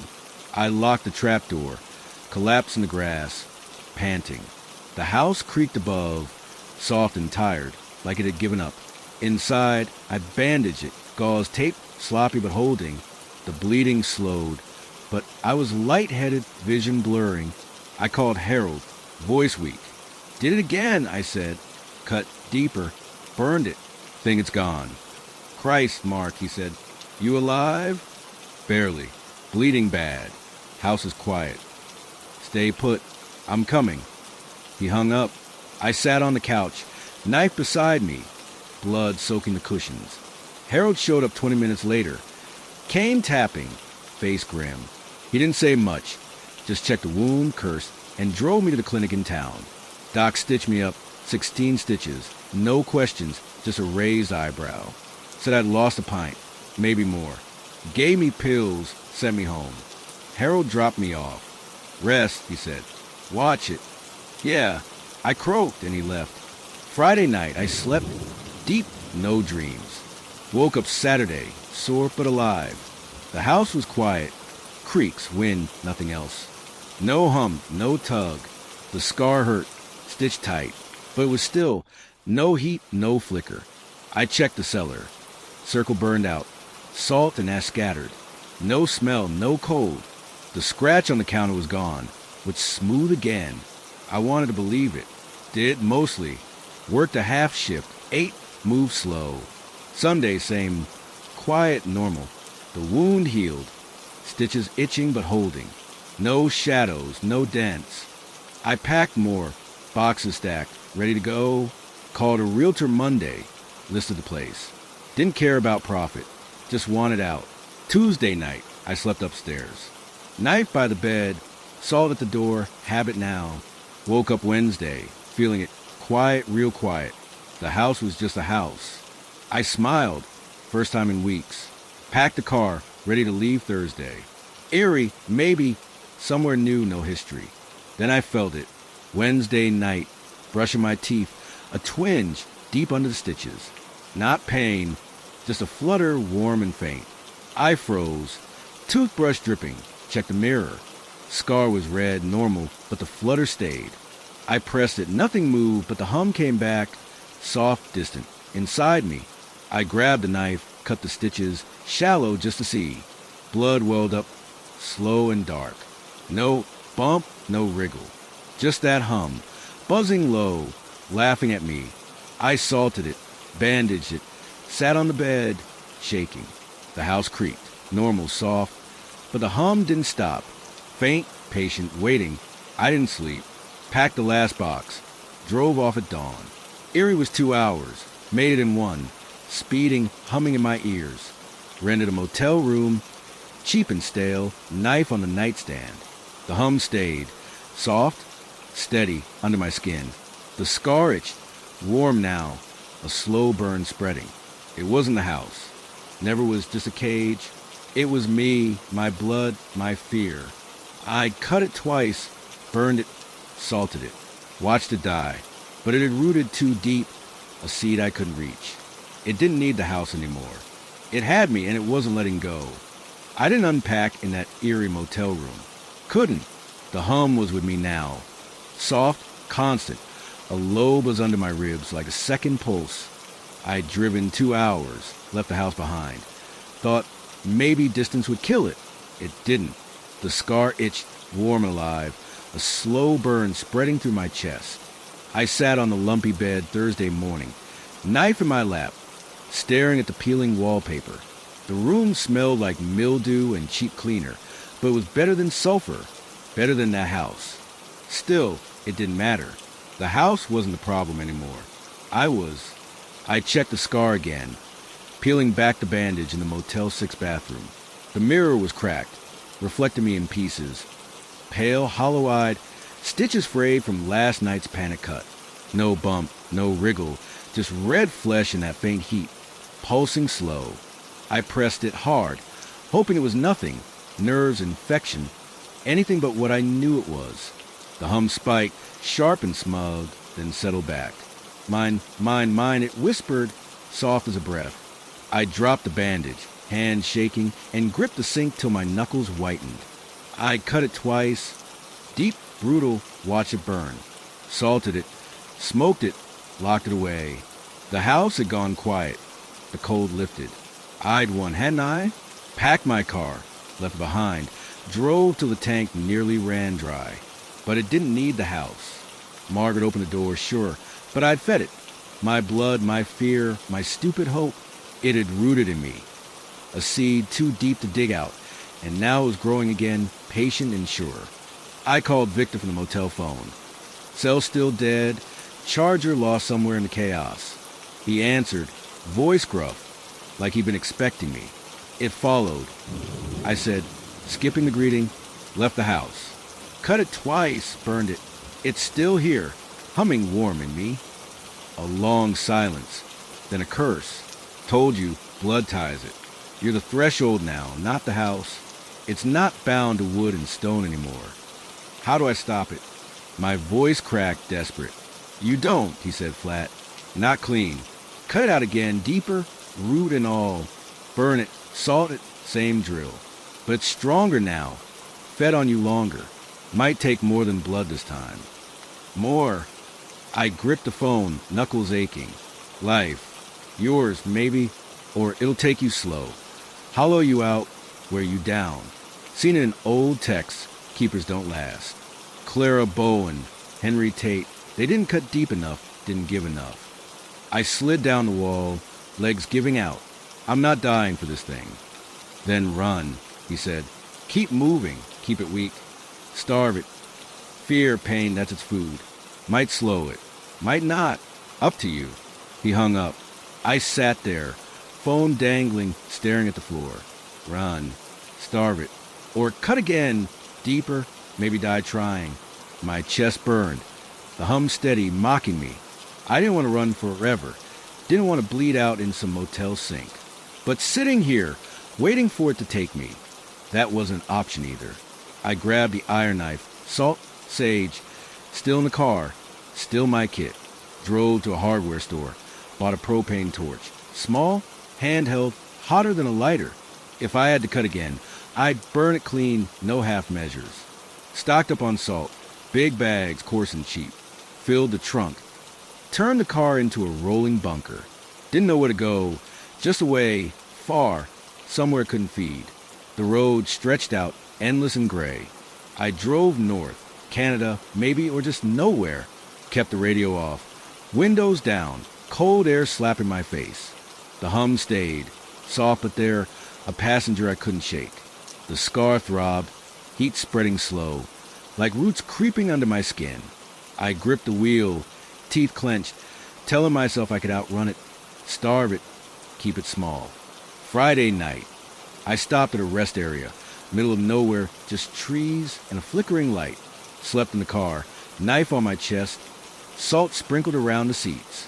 Woke up to a twinge, sharper now, under the scar, a slow twist.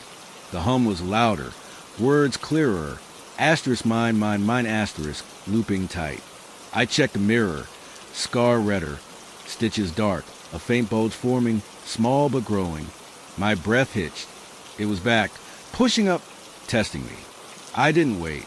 Grabbed the knife, torch, salt. Set up in the rest area bathroom. Door locked, light buzzing overhead.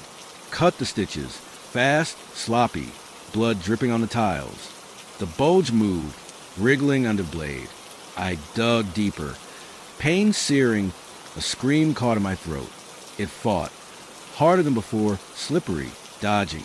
I pinned it, sliced it out, black, wet bigger, pulsing like a heart. The hum shrieked, high, split in my head.